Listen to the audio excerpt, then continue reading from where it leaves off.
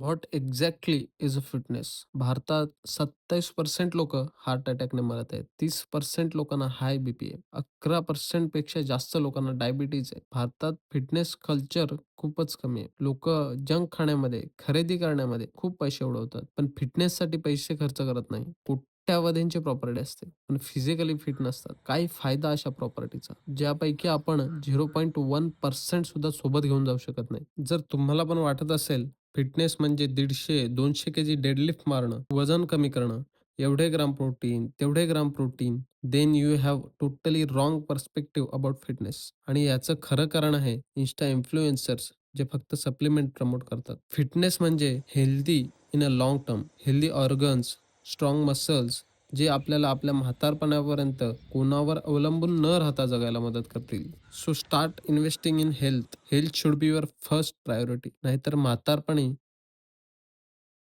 Medicines तुम्हाला पूर्णपणे बरे करू शकणार नाही आणि medicines comes with side effects. So choose